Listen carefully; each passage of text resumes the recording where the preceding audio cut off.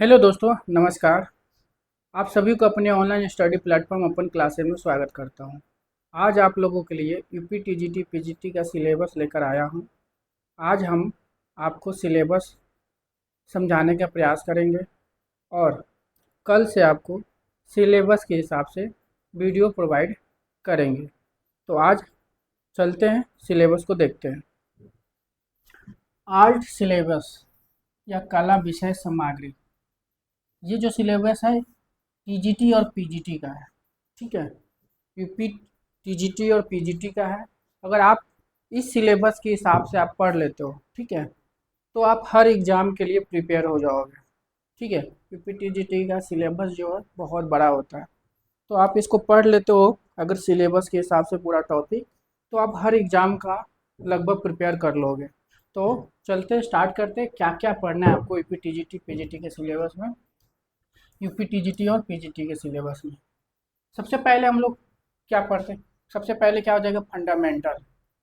Fundamental आपको पढ़ना है। फंडामेंटल के अंतर्गत क्या पढ़ना है आपको? कला का अर्थ पढ़ना है। कला का अर्थ पढ़ना है। कला का अर्थ बहुत बड़ा है। ठीक है, उसके बाद में कला के तत्व पढ़ेंगे। ये भी इसके अंदर भी बहुत सारी चीज़ें पढ़ना है। उसके बाद आपको संयोजन के सिद्धांत को देखेंगे। संयोजन के सिद्धांत पढ़ेंगे। फिर उसके बाद माध्यम एवं सामग्री के बारे में पढ़ेंगे कि जो हम लोग माध्यम सामग्री के बारे में पढ़ेंगे। उसके उसके बाद हम लोग जो है भारतीय कला का इतिहास पढ़ेंगे। भारतीय कला के इतिहास में क्या क्या पढ़ने वाले हम लोग, जैसे कि आपकी प्रागैतिहासिक कला। ठीक है, और प्रागैतिहासिक कला में जो है हम जैसे कि प्रागैतिहासिक काल में जो है प्रागैतिहासिक काल को 3 भागों में बांटा गया है। तो 3 भागों में जैसे कि पूर्व पाषाण काल, मध्य पाषाण काल, नव पाषाण काल के अंतर्गत पढ़ेंगे। नव पाषाण काल के अंतर्गत में बहुत सारे गुफाएं आते हैं। भीमबेटका, मिर्जापुर, पचमढ़ी, सिंघनपुर, इस सारे गुफा जो है इसके अंदर पढ़ेंगे हम लोग। ठीक है, उसके बाद में सिंधु सभ्यता आता है। सिंधु सभ्यता भी जो है इसके अंतर्गत बहुत सारे क्षेत्र आते हैं, जैसे हड़प्पा, मोहनजोदारो, लोथर, चहुंद्रो। मतलब छोटे मोटे सिलेबस नहीं, इसके अंदर बहुत है, ये सब आपको पढ़ना पड़ेगा। वैदिक, इसके जस्ट बाद वैदिक काल आता है। वैदिक काल या वैदिक सभ्यता, इसके बारे में पढ़ेंगे हम लोग। वैदिक काल से क्या हुआ था? इतिहास शुरू होता है। यहाँ से हम लोग को लिखित भी मिलता है, और जो लिखित हुआ मिला था उसको पढ़ने को भी मिलते हैं। ठीक है, जैसे सिंधु सभ्यता में क्या हुआ था? लिखित तो मिला था पर उसे हम लोग पढ़ नहीं पाए थे। लेकिन वैदिक काल में जो है लिखित भी मिला और उसको हम लोग पढ़ भी पाए, इसलिए इतिहास का शुरुआत जो है आपके वैदिक काल से शुरू हो जाता है। उसके साथ जो है हम लोग धर्म पढ़ेंगे। धर्म में जो है क्या पढ़ेंगे? बौद्ध धर्म, जैन धर्म। ठीक है, तो बौद्ध बौद्ध धर्म के बारे में जानेंगे, फिर जैन धर्म के बारे में जानेंगे। उसके बाद आपकी गुफाएं। गुफाएं आते हैं। गुफाएं में आपके हमको क्या पढ़ना है? जोगीमारा गुफा पढ़ना है, अजंता गुफा पढ़ना है, बाघ पढ़ना है, सिगरिया गुफा पढ़ना है, बादामी, एलोरा, एलिफेंटा, सीतानवासन। ठीक है, ये सब गुफाएं पढ़ना है। अब ये सब गुफाएं तो पढ़ना ही है हम लोगों को। इसके साथ जो है ये गुफा है कहाँ कहाँ, ये भी क्वेश्चन आते हैं। अगर सिलेबस से अगर हम क्वेश्चन उठाएं तो सीधे क्वेश्चन आ सकता है कि जोगीमारा गुफा कहाँ पे है? तो छत्तीसगढ़ में। अजंता की गुफा कहाँ है? महाराष्ट्र औरंगाबाद में। बाघ गुफा कहाँ है? तो मध्य प्रदेश में। सिगरिया गुफा कहाँ है? श्रीलंका में है। बादामी गुफा कहाँ है? कर्नाटक में है। एलोरा की गुफा कहाँ है? औरंगाबाद में है। ठीक है, और एलिफेंटा गुफा अगर पूछ देता कहाँ है? मुंबई में। सीतनवासन की गुफा कहाँ है? आपके तमिलनाडु में। ये सब जो है आपके गुफा जो है, कौन सी गुफा कहाँ पे, ये भी आपको पूछा जाता है एग्जाम में, तो आप ये भी ध्यान में रखना। और ये सब पढ़ना है, जोगीमारा पढ़ना है, अजंता पढ़ना है, बाघ पढ़ना है, ये सब मतलब इनको डिटेल में पढ़ना है। ठीक है, क्योंकि डिटेल से भी क्वेश्चन आते हैं, ऊपर से भी आते हैं। अब जैसे गुफाएं पढ़ने के बाद में हम लोग को क्या पढ़ना है? गुफाएं के बाद जो है, गुफाएं में जो है हम लोगों को, जैसे सीतनवासन नीचे है, सीतनवासन को भी हम लोग को देखना है। सीतोनासन गुफा भी देखना है। तो सीतोनासन कहाँ पे? तमिलनाडु, तंजौर में है। तो गुफाएं इतने पढ़ने हैं हम लोगों को। गुफाएं 2, 4, 6, 2, 8 गुफाएं के बारे में पढ़ना है हम लोगों को। उसके अलावा जो आता है, क्या आता है आपका? मध्यकाल। ठीक है, अब मध्यकाल के अंतर्गत हम लोग क्या क्या पढ़ेंगे? मध्यकाल के अंतर्गत जो है पाल शैली के बारे में पढ़ेंगे। पाल शैली, अभ्रंश शैली, मध्य भारतीय शैली। मध्य भारतीय शैली के अंतर्गत जो है मांडू और मालवा शैली के बारे में पढ़ेंगे। ठीक है। दक्षिणी शैली पढ़ेंगे, ईरानी शैली पढ़ेंगे, मुगल शैली, राजस्थानी शैली, पहाड़ी शैली। तो मध्यकाल के अंतर्गत हम लोग क्या पढ़ेंगे? मुख्य रूप से मध्यकाल के कला जो है हम लोग ये पाल शैली, अभ्रंश शैली और मध्य भारतीय शैली आता है। ठीक है। तो अगर क्वेश्चन कभी आ जाता है पाल शैली का प्रारंभ कहाँ हुआ था? पश्चिम बंगाल मुख्य केंद्र है, इसके साथ बिहार नेपाल तक जो है पाल शैली का क्षेत्र फैला हुआ था। तो मुख्य रूप से बंगाल में था, बंगाल के बाद बिहार फिर नेपाल। ये भी क्वेश्चन बनता है कि पाल शैली कहाँ का प्रारंभ कहाँ हुआ था? तो बंगाल में हुआ था। अभ्रंश शैली के मुख्य केंद्र दो है, गुजरात और राजस्थान। तो मुख्य इसके बारे में अभ्रंश शैली के बारे में पढ़ेंगे। तो अभ्रंश शैली की प्रारंभ कहाँ हुआ था? गुजरात में हुआ था। उसके बाद हम लोग मध्य भारतीय शैली पढ़ेंगे। मध्य भारतीय शैली के अंतर्गत मांडू और मालवा की कला के बारे में पढ़ेंगे। और मांडू और मालवा की कला कहाँ पे पड़ता है? मध्य प्रदेश में पड़ता है। क्वेश्चन आ सकता है मांडू कला कहाँ प्रारंभ हुआ था या मालवा कला कहाँ प्रारंभ हुआ था? तो क्या हो जाएगा आपका? मध्य प्रदेश। उसके बाद दक्षिणी शैली जो है, दक्षिणी शैली के अंतर्गत हम लोग 5 राजवंशों के बारे में पढ़ेंगे। कौन कौन सा राजवंश आता है? बीजापुर, अहमदनगर शैली, गोलकुंडा, बरार और बीदर। ये 5 राजवंशों के बारे में दक्षिणी शैली में पढ़ेंगे। दक्षिणी शैली की शुरुआत जो 1619वीं शताब्दी तक चली थी। ठीक है, ये 1619वीं शताब्दी के बीच में जो है 5 राजवंशों के बारे में पढ़ना है हम लोग को। ईरानी शैली की बात करते थे। ईरानी शैली में जो हम लोग को ईरान के कला और ईरान के अंदर समरकंद और हीरात की कला के बारे में पढ़ेंगे ईरानी शैली में।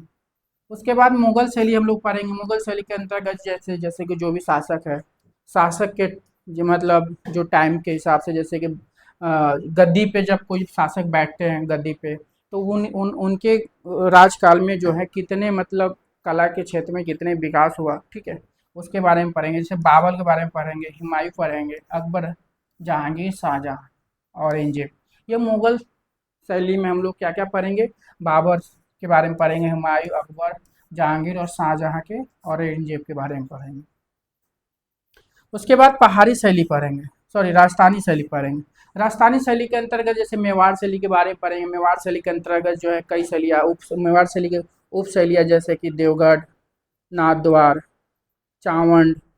ठीक है, इन शैलियों के बारे में पढ़ेंगे मेवाड़ के अंतर्गत। मारवाड़ के अंतर्गत जोधपुर, बीकानेर, किशनगढ़, इन सब शैली के बारे में पढ़ेंगे। हड़ौती के अंतर्गत जो है कोटा, बूंदी, झालावाड़ के बारे में पढ़ेंगे। ये सब छोटे मोटे शैली नहीं है, बहुत बड़ी शैली है। डिटेलिंग में हम लोग पढ़ेंगे अच्छे से। और ढूंढार शैली के अंतर्गत जैसे जयपुर शैली आते हैं, इन सब के बारे में पढ़ेंगे। उसके बाद पहाड़ी शैली आता है। पहाड़ी शैली के अंतर्गत में क्या पढ़ना है? पहाड़ी शैली के अंतर्गत जैसे कि बसौली शैली। पहाड़ी शैली के सबसे प्राचीन शैली कौन सी है? बसौली शैली। तो बसौली शैली के बारे में पढ़ेंगे। गुलेर शैली के बारे में पढ़ेंगे। कांगड़ा शैली, चंबा शैली, कुल्लू शैली, जम्मू शैली, मंडी शैली, गढ़वाल शैली, पुंछ शैली, सिख शैली और कश्मीर शैली। पहाड़ी शैली के अंतर्गत इन सब शैलियों के बारे में पढ़ेंगे। अब जैसे पहाड़ी शैली का सबसे प्राचीन शैली किसको मानते हैं? बसौली शैली को। या सबसे श्रेष्ठ शैली को किसको बोलते हैं? तो कांगड़ा शैली को। ठीक है, तो इनके बारे में लोग पढ़ना है। अब ऐसे कर सकता है कि बसौली शैली का प्रारंभ कहाँ हुआ था? तो जम्मू में हुआ था। जैसे कि आप देख सकते हो, ये भी क्वेश्चन आते हैं, बसौली शैली का प्रारंभ कहाँ हुआ था? जम्मू में। आप क्वेश्चन यहाँ से भी बहुत सारे बनते हैं। गुलेर शैली का प्रारंभ कहाँ हुआ था? हिमाचल प्रदेश में। ऐसे भी क्वेश्चन बने हुए हैं। उसके बाद में आपको क्वेश्चन आ सकते हैं, कांगड़ा शैली कहाँ की है? तो हिमाचल प्रदेश की है। चंबा शैली भी कहाँ की है? हिमाचल प्रदेश की है। कुल्लू शैली भी जो आपके हिमाचल प्रदेश का है। जम्मू शैली जम्मू शैली जम्मू का। ठीक है, तो जम्मू में बसौली शैली और जम्मू शैली का है। जम्मू में कौन कौन शैली है? एक बसौली शैली है, एक जम्मू शैली है। उसके बाद मंडी शैली भी जो आपके हिमाचल प्रदेश में चली थी। गढ़वाल शैली जो एक उत्तराखंड में चली थी। गढ़वाल शैली का प्रारंभ कहाँ हुआ था? उत्तराखंड में हुआ था। पूंछ शैली जो है आपके जम्मू की है। सिख शैली पंजाब के, नाम से ही पता चल रहा है सिख शैली कहाँ की है? पंजाब की। पंजाब के बारे में पढ़ेंगे। कश्मीरी शैली कश्मीर की है। ठीक है, सारे शैली। अब शैली जैसे कि मान लेते हैं बसौली शैली, जम्मू शैली और पूंछ शैली, ये तीन शैलियाँ जो है जम्मू की है। ज़्यादातर जो शैली जो है पहाड़ी शैली जो हिमाचल प्रदेश में प्रारंभ हुई थी, ठीक है। और तीन शैली जो है बसौली, आपके पूंछ और क्या, जम्मू और पूंछ, तीन शैलियाँ जम्मू की है। एक आपका उत्तराखंड का है, एक कश्मीर का है, ठीक है, तो एक पंजाब का है। तो ज़्यादातर जो पहाड़ी शैली जो आपके कहाँ पे चली थी, हिमाचल प्रदेश में। तो ध्यान में रखना, हिमाचल प्रदेश में आपका गुलेर, कांगड़ा शैली, चंबा शैली, कुल्लू शैली, मंडी शैली, ये हिमाचल प्रदेश का है। अब नेक्स्ट हम आगे बढ़ते हैं।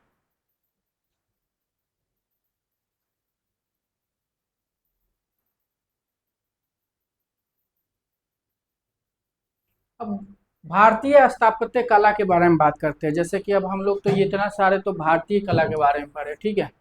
अभी तक ने हमने जो देखा वो भारतीय कला के बारे में, मतलब प्रागैतिहासिक से लेके पहाड़ी तक ले हम लोगों ने सिलेबस की बात कर ली। अगर पहाड़ी से प्रागैतिहासिक तक ले अगर हम बात करते हैं तो यूपी टीजीटी में कम से कम 40 से 50 क्वेश्चन आते हैं, ठीक है। यूपी टीजीटी में प्रागैतिहासिक से पहाड़ी तक ले 40 से 50 क्वेश्चन आना ही है, ये ध्यान में रखना आप, ठीक है। उसके बाद जो है आपकी भारतीय स्थापत्य कला की हम बात करते हैं तो भारतीय स्थापत्य कला से भी 6-7 क्वेश्चन आ जाते हैं।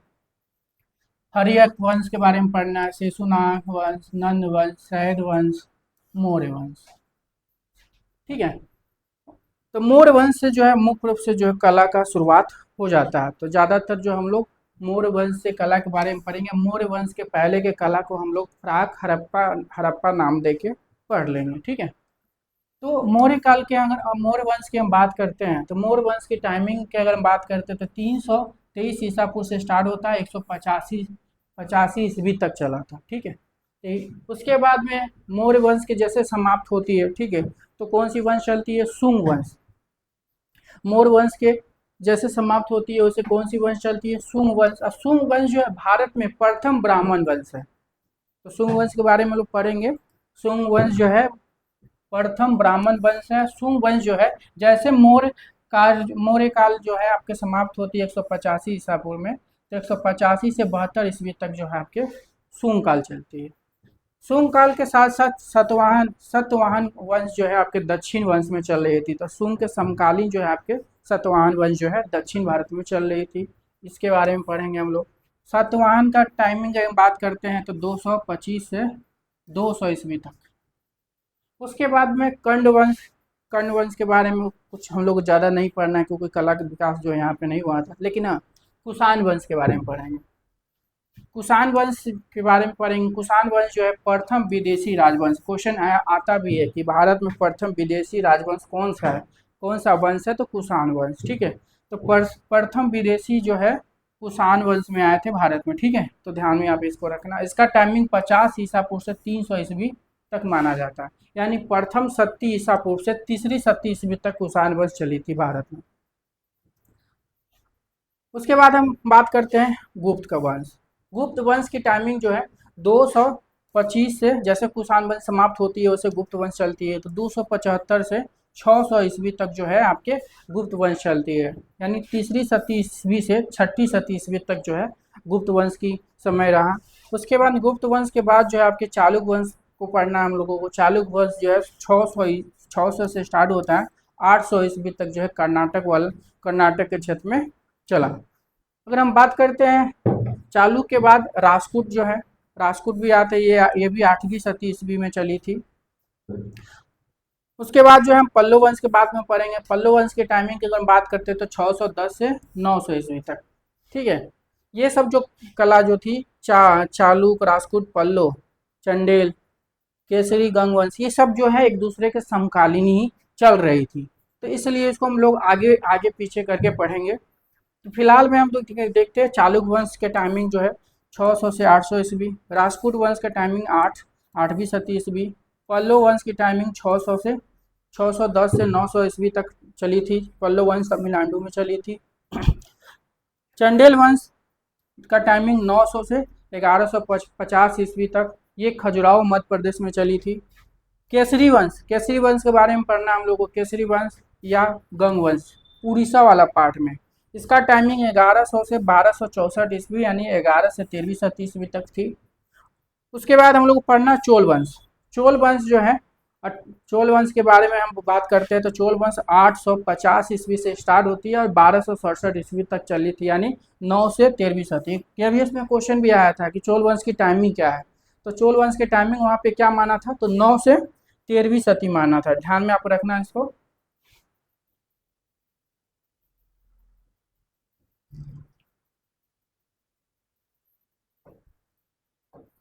तो चोल वंश केवीएस में क्वेश्चन आए थे कि चोल वंश की टाइमिंग क्या था, तो 9 से 13वीं शताब्दी ईस्वी तक मानी। तो टाइमिंग भी हमने मेंशन सिलेबस में इसलिए कर दिया है ताकि आप जब सिलेबस देखो तो बहुत सारा क्वेश्चन जो है आपको ऊपर से जो आते हैं ये सब आपका क्लियर हो जाए, इसलिए मैंने ये सब टाइमिंग और शैली जो कहाँ चली थी ये सब मैंने डाल दिया है। तो इसको अच्छे से ध्यान दे के आप वीडियो देखना।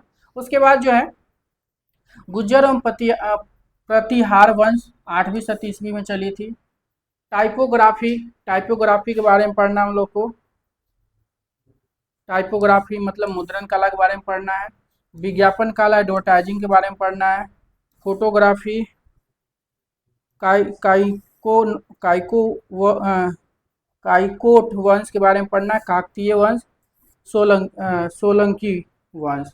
तो विज्ञापन, टाइपोग्राफी, मुद्रण, विज्ञापन, ये सब जो है आपको ये 3-4 जो कलाएं दिख रही है ये सबसे लास्ट में ये सब हम लोग लास्ट में देखेंगे, लास्ट वाला स्लाइड में।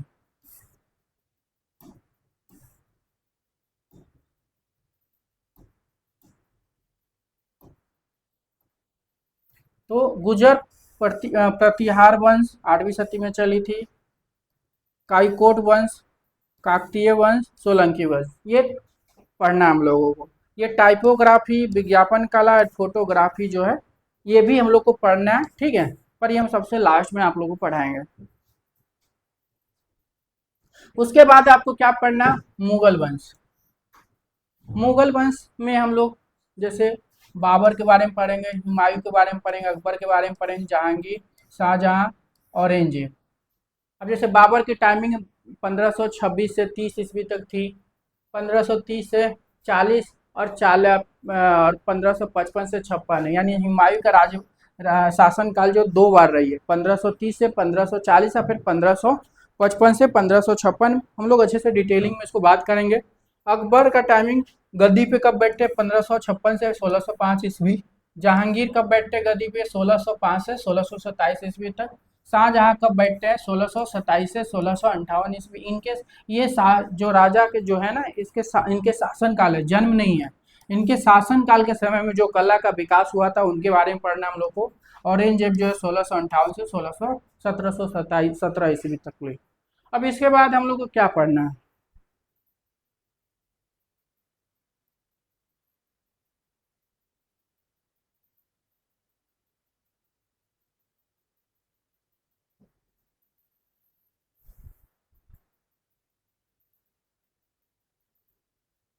उसके बाद हम लोग सल्तनत काल पर पढ़ेंगे। सल्तनत काल के अंतर्गत जो है हम लोग क्या पढ़ेंगे,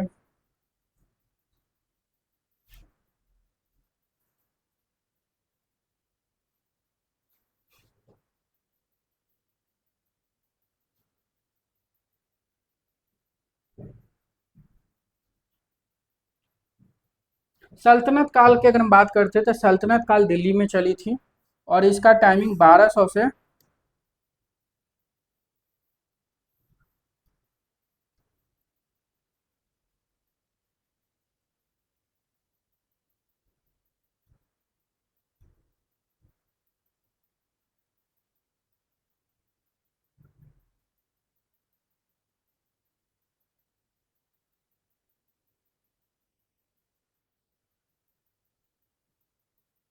सल्तनत काल जो है दिल्ली में चली थी आपका 1206 से 1526 ईस्वी से तक ले सल्तनत काल चली थी, यानी 1192 से 1526 ईस्वी तक दिल्ली में सल्तनत काल चली थी। सल्तनत काल के अंतर्गत 5 राजवंश आते हैं। कौन कौन सा आते हैं, गुलाम वंश, खिलजी वंश, तुगलक वंश, सैद वंश, लोधी वंश। इन सब के बारे में लोग को पढ़ना है। अभी उसके बाद हम लोग भारतीय आधुनिक कला के बारे में पढ़ेंगे। भारतीय आधुनिक कला में जैसे मैसूर एवं तंजौर वंश की कला जो 19वीं शताब्दी में चली थी कर्नाटक और तमिलनाडु वाला बेल्ट में, तो उसके बारे में पढ़ेंगे। मैसूर और तंजौर वंश की कला पढ़ेंगे। उसके बाद काली घाट शैली के बारे में पढ़ेंगे। काली घाट शैली कहाँ पे चली थी? बंगाल में चली थी, बंगाल में पढ़ेंगे। उड़ीसा के पटचित्र के बारे में पढ़ेंगे। उड़ीसा के पटचित्र के बारे में पढ़ेंगे। ये कहाँ चली थी? तो उड़ीसा में चली थी। उसके बाद हम लोग कंपनी शैली के बारे में देखेंगे। कंपनी शैली, उसके चित्रकार के बारे में पढ़ेंगे। उसके बाद भारत के कला विद्यालय के बारे में पढ़ेंगे। जैसे प्रथम कला विद्यालय मद्रास कला विद्यालय, दूसरे जो है कोलकाता बंगाल कला विद्यालय, ऐसे ये सब कला विद्यालय के बारे में पढ़ेंगे। फिर कला संस्थान के बारे में पढ़ेंगे।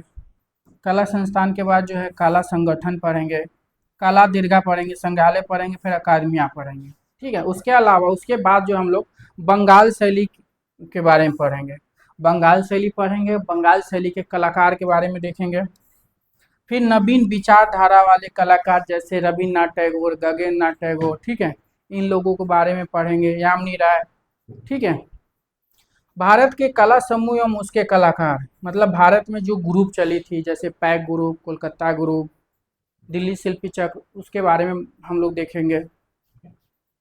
उसके बाद जो है चित्रकार, मूर्तिकार, छायाकार, संस्थापन कलाकार, जो अलग से जो बच जाते हैं कलाकार, ठीक है, जो किसी ग्रुप से जुड़े नहीं हैं, उनके बारे में हम लोग पढ़ेंगे। उसके बाद भारतीय लोक कला, जनजाति कला के बारे में पढ़ेंगे। जैसे कि भारतीय लोक कला और जनजाति कला, जैसे गौंड कला जो मध्य प्रदेश के है, ठीक है, इस सब की चीज़ें के बारे में, मधुबनी चित्र के बारे में इसके अंतर्गत हम लोग पढ़ेंगे। उसके बाद हम लोग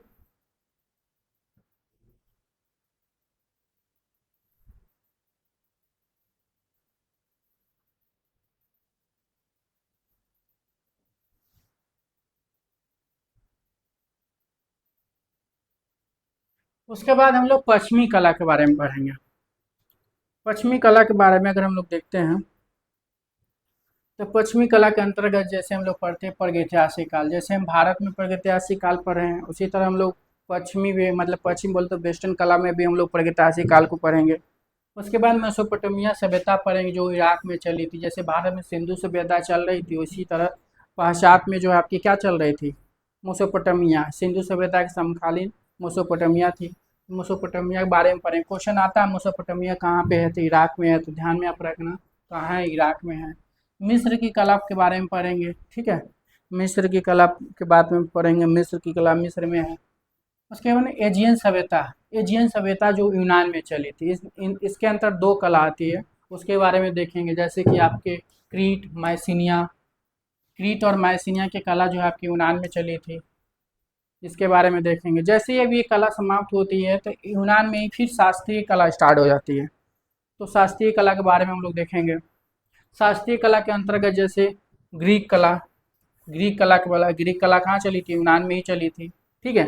शास्त्रीय कला को हम 4 भागों में बांट सकते हैं, 4 भागों में बांटा गया है और 4 भागों में हम उसको पढ़ेंगे भी। तो शास्त्रीय कला को ग्रीक कला, इंस्ट्रक्शन कला, हेलेनिस्टिक कला और रोमन कला, ये 4 कला जो है शास्त्रीय कला के अंतर्गत आता है, इसके बारे में पढ़ेंगे। तो ग्रीक कला कहाँ चली थी? यूनान में चली थी। इंस्ट्रक्शन कला कहाँ चली थी? इटली में। क्वेश्चन आता है इंस्ट्रक्शन कला कहाँ की? इटली की है। हेलेनिस्टिक कला कहाँ की है?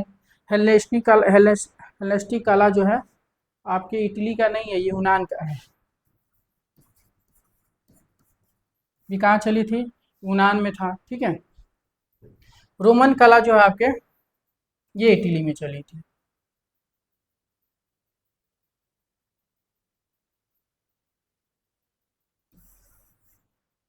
रोमन कला जो है आपके इटली में चली थी।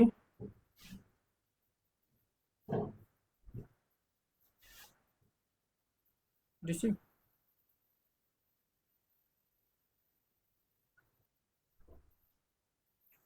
तो रोमन कला कहाँ चली थी? इटली में चली थी। उसके साथ साथ हम लोग के अब ग्रीक कला को ही अंतर्गत हम लोग 4 कला और पढ़ेंगे। जैसे होमर युग से पर्शियन युग के बारे में पढ़ेंगे, आरंभिक शास्त्रीय कला पढ़ेंगे, महान शास्त्रीय कला पढ़ेंगे, और हेलेनिस्टिक तो हम लोग यहाँ पे पढ़ लिए, तो हेलेनिस्टिक यहाँ पढ़ने की ज़रूरत नहीं है, ठीक है। उसके बाद जो है हम लोग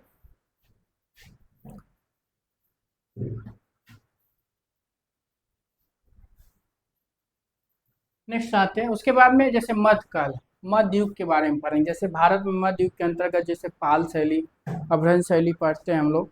ठीक है, मध्य भारत में जो कला मांडू मालवा के बारे में पढ़ते हैं, उसी तरह मध्य युग मतलब पाश्चात्य में भी यहाँ पे चली थी, इसके बारे में लोग पढ़ेंगे। जैसे आरंभिक ईसाई कला, आरंभिक ईसाई कला जो है 100 से 600 ईस्वी। मध्य युग की कला को हम लोग 3 भागों में बांट के, 4 भागों में बांट के पढ़ते हैं। ठीक है, एक हम लोग आरंभिक ईसाई कला, दूसरा जो बजंटाइन कला के बारे में पढ़ेंगे, फिर रोमनस कला के बारे में पढ़ेंगे, फिर गोथी कला के बारे में पढ़ेंगे। अब ये जैसे आरंभिक ईसाई कला क्वेश्चन आता भी है कि आरंभिक ईसाई कला कहाँ चली थी? इटली में चली थी। कब से कब तक चली थी? तो 100 से 600 ईस्वी तक चली थी। उसके बाद बजंटाइन कला, बजंटाइन कला भी ये पूछता है कि कहाँ पे चली थी, बजंटाइन कला का प्रारंभ कहाँ हुई थी? तो आपकी ये भी इटली में चली थी। इसकी टाइमिंग जो है 400 से 15वीं शती ईस्वी, दोनों क्वेश्चन आ चुके हैं। बजंटाइन कला जो है कब चली थी? तो 4 से 15वीं शती ईस्वी। कहाँ प्रारंभ हुई थी? तो इटली में। उसी तरह रोमनस कला की हम बात करते हैं, तो रोमनस कला जो है फ्रांस में चली थी। कब चली थी? तो 11 से 12वीं शती ईस्वी तक चली थी। और रोमनस कला जो है वस्तु कला की लिए जाना जाता है। उसके बाद गोथी कला, गोथी कला जो है रोमनस कला का ही विकसित रूप है। ये भी आपके फ्रांस में चली थी और इसकी टाइमिंग 12 से 13वीं शती ईस्वी तक फ्रांस में चली थी। ठीक है, तो ये भी आप ध्यान रखना। अब जैसे ये मध्य युग खत्म होता है, वैसे क्या होता है, आपके पूर्ण जागरण काल आता है। जैसे गोथिक जैसे समाप्त होती है, तो गोथिक के बाद कौन सी कला आती है? पुनः जागरण कला। ठीक है, अब इसके अंदर हम लोग इसी को रेनेसा पीरियड भी बोलते हैं। ये कहाँ की कला है? इटली की कला है। तो पुनः जागरण कला के बाद हम लोग रीतिवाद पढ़ेंगे। रीतिवाद को हम मैनरिज्म के नाम से भी जानते हैं। तो रीतिवाद भी कहाँ चली थी? आपकी इटली में भी चली थी। उसके बाद में बरोक कला शैली, आपकी ये भी इटली में चली थी, रोम इटली में चली थी। बरोक शैली के बारे में पढ़ेंगे। बरोक शैली के अंतर्गत जैसे रेम्ब्रा, पीटर पार रूबेंस के बारे में पढ़ेंगे, और भी इसके 7 आर्टिस्ट हैं इस शैली के अंतर्गत। रोकोको शैली कहाँ चली थी? फ्रांस में चली थी। 18वीं शती में चली थी ये, इसके बारे में भी हम लोग पढ़ेंगे। बरोक शैली आपके कब चली थी? तो 16 से 18वीं शती तक चली थी इटली में। ठीक है, उसके बाद नवशास्त्रीयवाद, नवशास्त्रीयवाद जो है कहाँ चली थी? ये भी फ्रांस में चली थी। नवशास्त्रीयवाद जो है फ्रांस में चली थी। स्वच्छंदतावाद, ये भी फ्रांस में चली थी। ये क्वेश्चन आता है, स्वच्छंदतावाद, नवशास्त्रीयवाद कहाँ की कला है? तो फ्रांस की है। ठीक है, उसके बाद में यथार्थवाद, यथार्थवाद जैसे जैसे में पूर्वे दोमिए जैसे आर्टिस्ट थे, तो ये कहाँ चली थी? आपके फ्रांस में चली थी। उसके बाद में बारबीजन स्कूल। ठीक है, बारबीजन स्कूल जो है पेरिस के फाउंटेन ब्लू जंगल में बारबीजन गांव में चली थी। ठीक है, ये यथार्थवाद का दूसरी कड़ी है बारबीजन दर। ठीक है, तो ये भी आपके पेरिस में ही चली थी, फाउंटेन ब्लू के जंगल में चली थी ये। उसके बाद में प्राक राफेलवाद, प्राक राफेलवाद जो है ये इंग्लैंड की कला है। ठीक है, कहाँ चली थी? तो इंग्लैंड में चली थी। प्रभाववाद के बारे में पढ़ेंगे। जैसे प्रभाववाद में जो मोने माने देगा सिसिली रेनोवा, ठीक है, इनके बारे में लोग पढ़ेंगे। ठीक है, ये प्रभाववाद कहाँ चली थी? प्रारंभ हुई थी फ्रांस में। कब से कब थी? तो 1874 से 1886 ईस्वी तक चली थी फ्रांस में। नव प्रभाववाद के बारे में बात करेंगे। जैसे नव प्रभाव समाप्त होती तो सॉरी प्रभाववाद समाप्त होती है तो नव प्रभाववाद स्टार्ट होता है। ठीक, इसमें जार्ज शोरा के बारे में पढ़ेंगे। फिर उसके बाद उत्तर प्रभाववाद के बारे में पढ़ेंगे। ये भी उत्तर प्रभाववाद का प्रारंभ कहाँ हुआ था? तो आपके फ्रांस में हुआ था। प्रतीकवाद के बारे में पढ़ेंगे। प्रतीकवाद का प्रारंभ भी फ्रांस में ही हुआ था। उसके बाद नाभिक कलाकार समूह पढ़ेंगे। नाभिक कलाकार समूह का भी जो है ये भी कहाँ चली थी? फ्रांस में। ये सब वाद जो है आपके क्वेश्चन एग्जाम में पूछे हुए हैं, तो ध्यान में रखना। वाद से जब भी क्वेश्चन आएगा तो जो जो यहाँ पे मेंशन किए हैं, ठीक है, सिलेबस अब अच्छे से अगर ध्यान से देखोगे तो यहाँ पे बहुत सारे क्वेश्चन आपका तैयार हो जाएगा। ठीक है, तो टाइमिंग भी मैंने लिख दिया, कौन सी बात कहाँ है वो भी मैंने लिख दिया। ठीक है, और जब डिप्ली में हम लोग बात करेंगे तो और अच्छे से डिप्ली में बात करेंगे। ठीक है, तो उसके बाद जो है आपके नाभिक कलाकार समूह के बाद में नुओ आर्ट पढ़ेंगे। नुओ आर्ट आपकी बेल्जियम में चली थी, ठीक है, बेल्जियम में पढ़ेंगे। फिर फाववाद जंगलवाद जो फ्रांस में चली थी। फाववाद जो है आपके 1905 में स्टार्ट हुआ था और 1910 तक चली थी, ठीक है, 1910 ईस्वी तक चली थी। फाववाद का कलाकार हेनरी माथिस है, ठीक है। तो फाववाद या जंगलवाद या फाविज्म का प्रारंभ कहाँ हुआ था? फ्रांस में हुआ था। ये क्वेश्चन आए हुए एग्जाम में, सब एग्जाम। विभजनवाद का प्रारंभ या अभिव्यक्तिवादी का प्रारंभ कहाँ हुआ था? जर्मन में हुआ था, या जर्मनी, सॉरी यहाँ पे जर्मनी लिख दो या जर्मन लिख दो, ठीक है। तो कहाँ हुआ था? विभजनवाद या अभिव्यक्तिवाद का प्रारंभ जर्मनी में हुआ था, जिसमें कौन से आर्टिस्ट हैं आपके? कांडिस्की, ठीक है।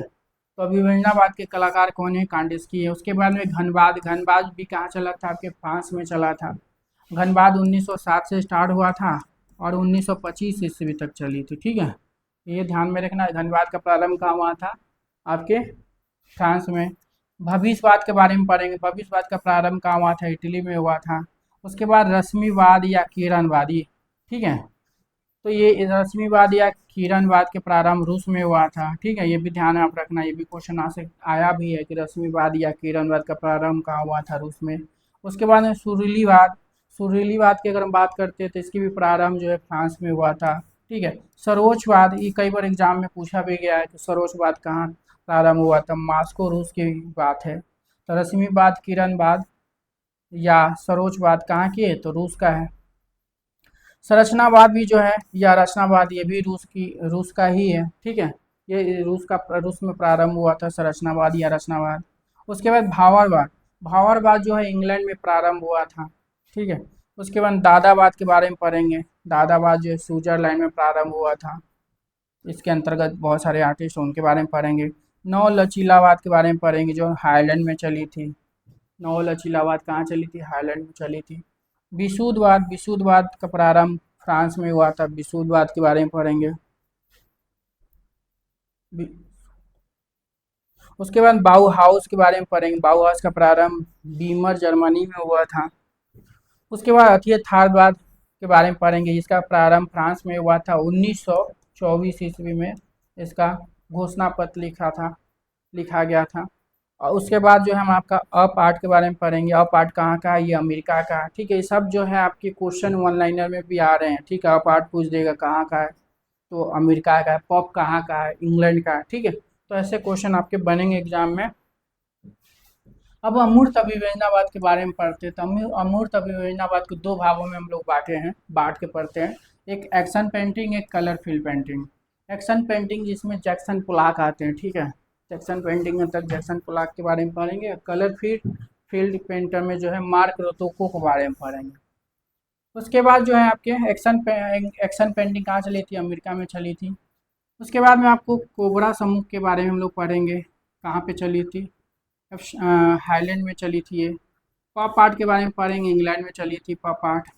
पॉप आर्ट कहाँ चली थी? इंग्लैंड में चली थी। स्थापित कलाकार के बारे में पढ़ेंगे। नौ या यथार्थवाद पढ़ेंगे। फिर कंप्यूटर कला कहाँ चली थी? अमेरिका में, इसके बारे में पढ़ेंगे। उसके बाद यहाँ पे आपकी यूपी टीजीटी पीजीटी की सिलेबस पूरी तरह से समाप्त होता है, मतलब हो रहा है।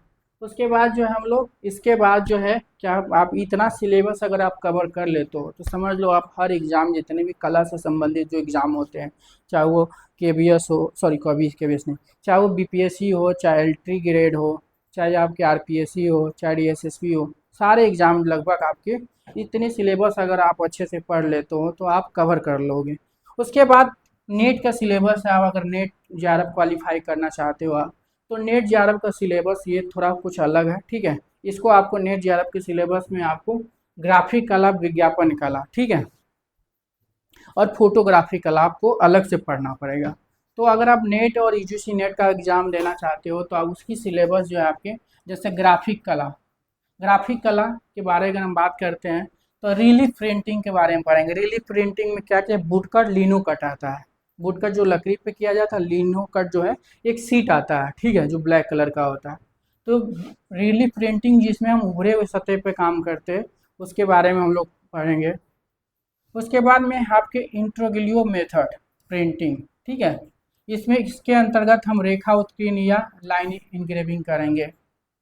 तो और इसके अंतर और इंटेग्रलियों को दो भागों में बांटा जा सकता है, तीन भागों में हम लोग बांट सकते हैं। ठीक है, तो रेखा उत्कीर्णन, रेखा अम्लांकन, कोलोग्राफी। तो इंटेग्रलियों के अंतर्गत तीन कलाएं आती है, रेखा उत्कीर्णन, रेखा अम्लांकन, कोलोग्राफी। अगर हम रेखा उत्कीर्णन के बारे में बात करें तो इसके अंतर्गत क्या क्या पढ़ना, हम लोग को ताम प्लेट इंग्रेविंग करेंगे, ड्राई पॉइंट करेंगे, मेजोटिन और या हाफटोन या अर्धतान के बारे में पढ़ेंगे।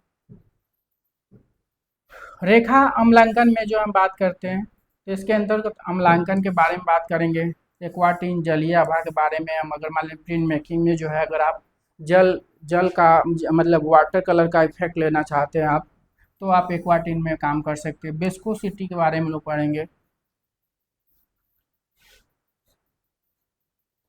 उसके बाद में प्लेनोग्राफी के बारे में अगर हम बात करते हैं तो प्लेनोग्राफी के बारे में जो लिथोग्राफी के बारे में पढ़ेंगे। लिथोग्राफी को ही असमुद्रण बोलते हैं, और दूसरा उसकी या अपसेट मुद्रण या अप्रत्यक्ष मुद्रण के बारे में पढ़ेंगे। तो प्लेनोग्राफी के अंतर्गत दो मेथड पढ़ना होता है, एक लिथोग्राफी, दूसरा अपसेट मुद्रण। उसके बाद जो है सेरीग्राफी हम लोग को पढ़ना है। ठीक है, इसके साथ साथ जो है आपको टाइपोग्राफी मुद्रण कला के बारे में पढ़ना है, विज्ञापन कला, एडवर्टाइजिंग के बारे में पढ़ना है, फिर फोटोग्राफी के बारे में। ये सब आप कवर कर लेते हो आप, तो जितने भी सिलेबस हमने बताया और ये यूजीसी नेट का बताया, तो समझ लो आप यूजीसी नेट भी क्वालिफाई कर सकते हो, और यूपी टीजीटी पीजीटी की जितने भी एग्ज़ाम हैं, आप हर जगह जो भी कला के क्षेत्र में जहाँ भी होते हैं एग्ज़ाम, सब क्वालिफाई कर सकते हो। अगर आपको मेरा ये चैनल पसंद आया तो लाइक करें और सब्सक्राइब करें, और कल से आपको सिलेबस के हिसाब से आपको वीडियो मिलना शुरू हो जाएगा। तो थैंक यू।